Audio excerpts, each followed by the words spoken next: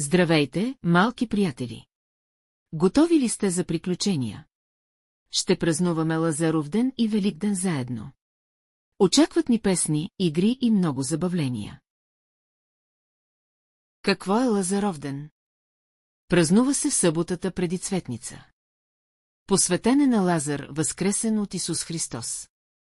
Символ на надеждата, здравето и живота. Как се празнува Лазаровден? Момичета, лазарки, обикалят къщи, облечени в носии. Пеят песни, благославят за здраве и плодородие. Събират джица, лакомства и пари. Игри и забавления на Лазаровден украса с цветя. Събираме цветя и правим красиви венци. Украсяваме нашите домове. Песнички за Лазаровден.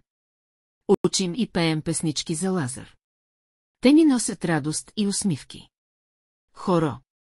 Играем народни хора. Забавляваме се заедно на открито. Интересни факти. Лазарки танцуват само веднъж, като девойки. Венчетата се пазят за здраве през годината. На Цветница се отваря небето.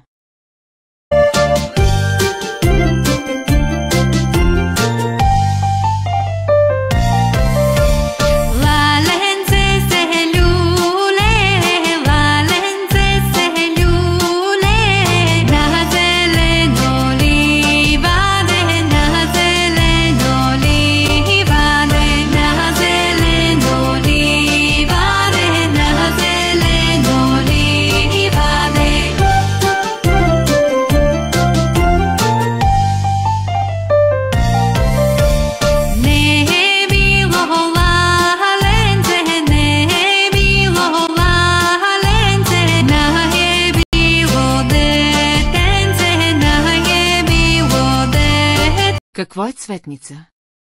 Християнски празник неделя след Лазаровден.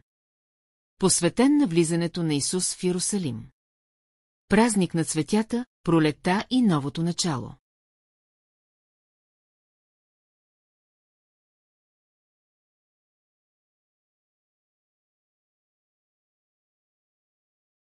Как се празнува Цветница? Посещение на църква, вземат се върбови клонки. Върбата се сплита на венчета за здраве.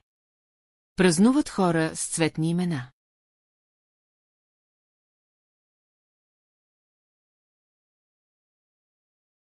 Забавни игри.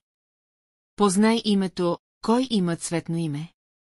Откри цветето, скрити хартиени цветя с изненади. Щафета с яйце в лъжица.